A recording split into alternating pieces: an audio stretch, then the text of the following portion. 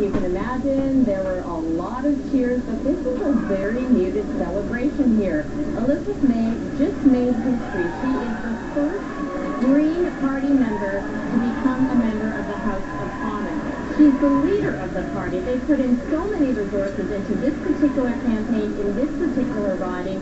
They devoted all the financial resources as well as the labor, the volunteers that they had in this riding. And she only left this riding for 9 days to campaign across the country. It was really locally focused. And obviously it paid off because she is now going to Ottawa and has unseated a Conservative member, a cabinet minister, no less.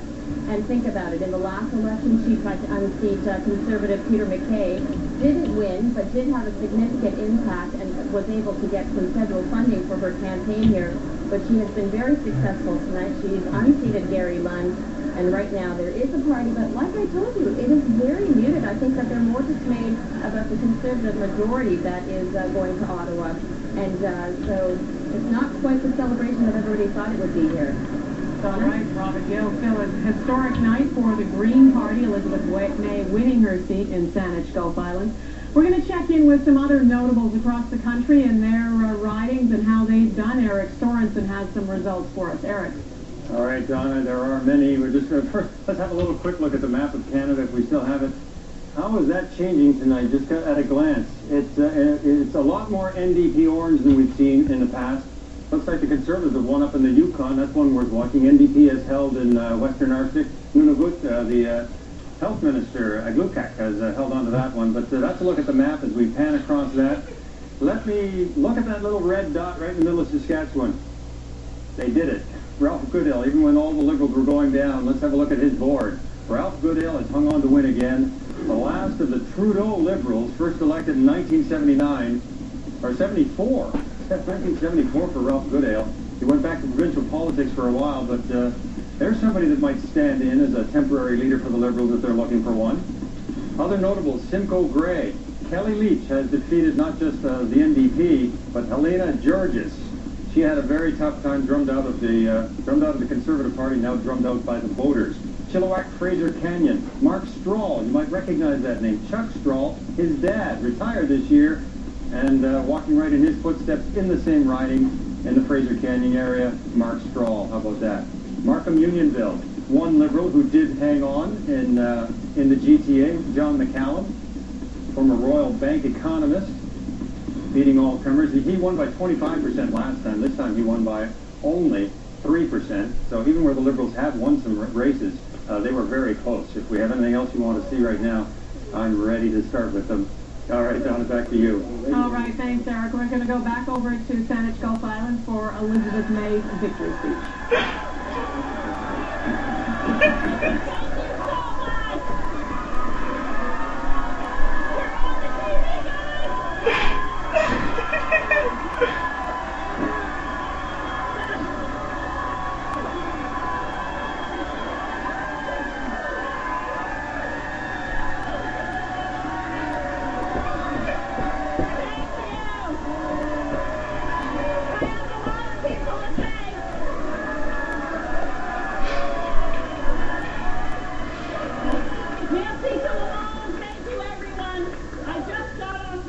From a very boisterous bar on Salt Spring Island, where I called again there. And I want to thank all of you from the bottom of my heart. Marilyn Rediva was up here earlier, our volunteer coordinator, herself a volunteer, coordinating the work.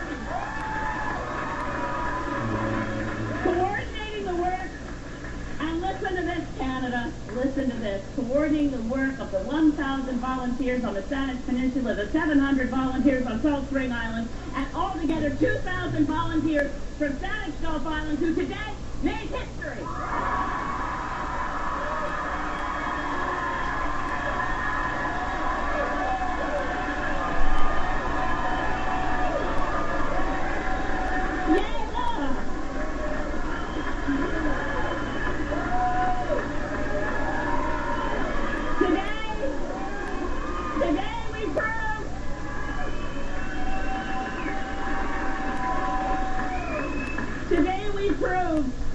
Today we proved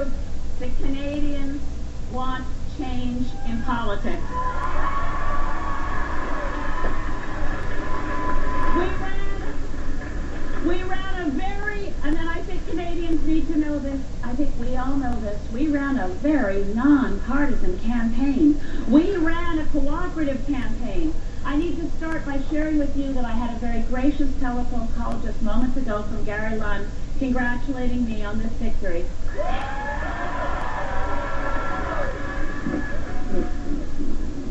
And history for the Green Party, electing their leader, Elizabeth May, the first Green Party member to be elected in Canada. We are now going to go over to Carolyn Jarvis and Daryl Bricker.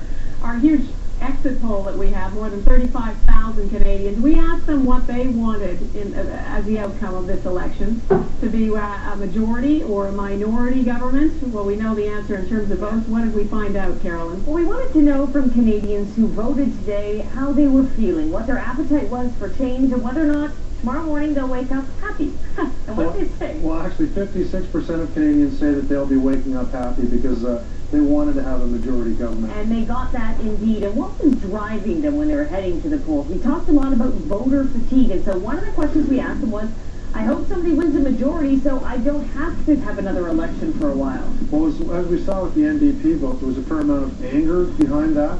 For the Tory vote, it was really a certain group of people who were saying, I want stable government. I don't want to have to go to the polls again for a while. So they were voting for not having to go to the polls for a while. And tally this up on the left side of the screen here. That's 64. Upwards of 60% of people who agree with the statement. I just don't want another election. Correct. And when we're talking about Stephen Harper, does he deserve to be reelected? Obviously, we sent him back for a very strong mandate and a very solid majority. Look at these numbers. Well, the way the Canadian system works, you don't have to have a majority of the votes in order to win a majority of the seats. And we see here that 45% of the population actually did say to us, you know what, come to think of it, Stephen Harper does deserve to be reelected. Donna, we have yet to hear from Stephen Harper tonight, but he's probably very happy also. Okay, we will be hearing from him in a little while. I'm sure we're also waiting to hear from the NDP leader, Jack Layton, any minute now about the kind of night that he had. It's going to be a huge celebration there. For now, though, we're going to go to another NDP MP in Edmonton. Strathcona. Linda Duncan, re-elected there. Francis Silvaggio is with her. Well, Donna, this is the celebration. Linda Duncan has just got off the stage accepting her victory tonight. And this is key. This is sort of that trophy that both the NDP and the Conservatives want. Linda Duncan took this surprisingly back in 2008 by a very slim margin. And tonight, she's increased that margin. So she takes it yet again. So the NDP retains that very small piece of orange NDP pie in this sea of Conservative blue, which at the end of the night, we were all watching to see if it was going to make a difference. It didn't, but it is big bragging rights, and it is in the center of Conservative country. So a big win again for the NDP. Donna? All right, Francis Silvaggio, thanks very much. We're going to head over to Toronto, where Mike Drolet is at Jack Layton's NDP headquarters. We're just waiting to hear from the NDP leader. Mike. Yes, we're hearing just trying to figure out exactly when Jack Layton's going to be just coming out to speak to his supporters. We're hearing now it's going to be a couple of minutes. Quite the day for the NDP. Certainly they didn't expect to win 105 seats, and they do have a lot of work left with them. I asked Farr Boulanger, who is the press secretary for Jack Layton, what he was going to do, and of course he's very confident that he can get his the rookie Quebec MPs in order to try to get them up to speed with how things work in Ottawa. But they do have a lot of work ahead of them because a lot of them, they don't speak French very well, so it'll be interesting to see how they handle Quebec politics. So once again, we're waiting any minute to hear from Jack Layton to see what he has to say, but quite a remarkable night here, Donna. Thanks, Mike. I want to bring our panelists in. The NDP looking to have, what are the numbers now we've got for the NDP? 105 MPs. Do not adjust your second. Do not adjust your second. Thank you, Goldie.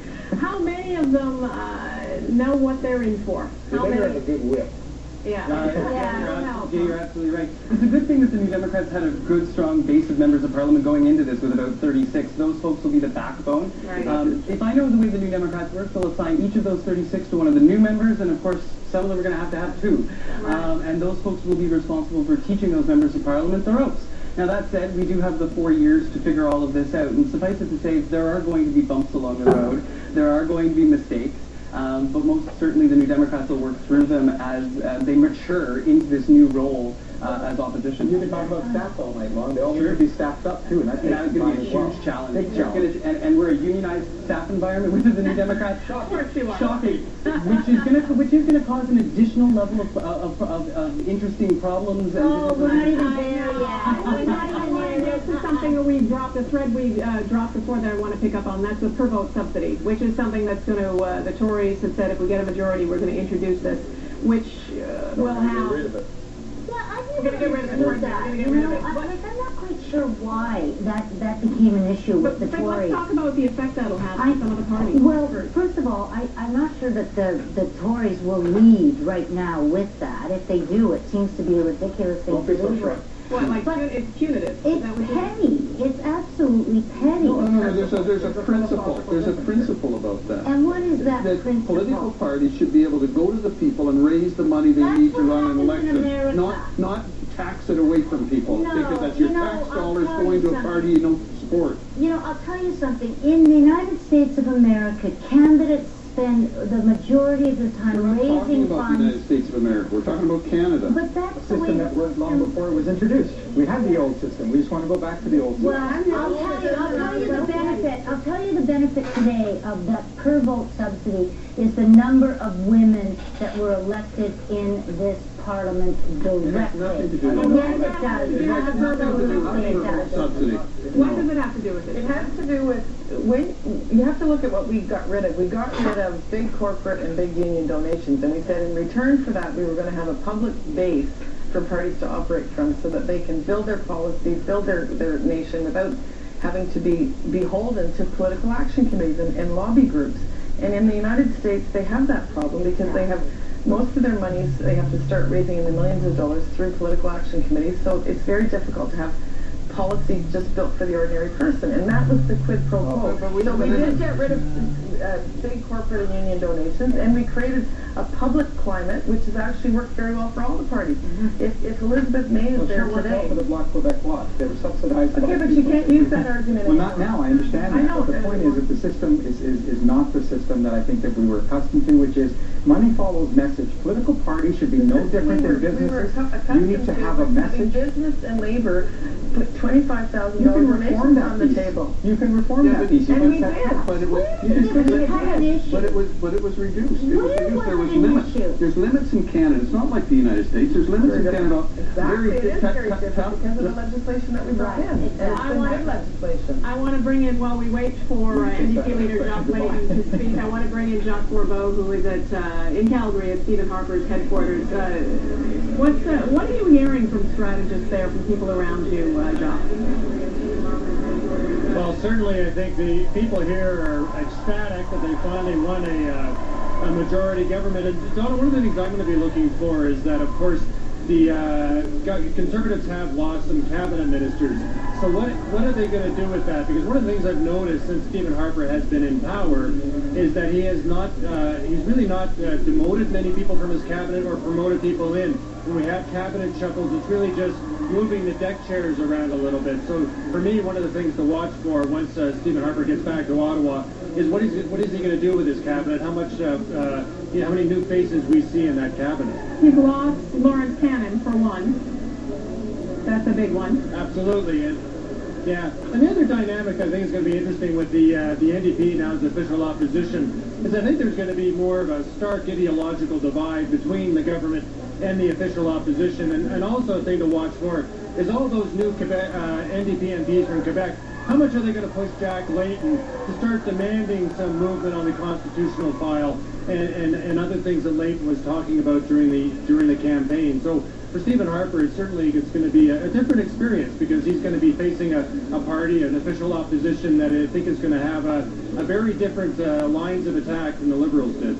Goldie, what do you make of that? I think we haven't talked much about the dynamic between Mr. Harper and Mr. Layton. I think it's an area in which... What is the dynamic? What's their relationship like? You've heard they have a very good relationship. Do they? It's not well known, but I know that they meet quite often and have a beer? It's a good relationship. It's cordial, but the dynamic... I don't think they have a beer.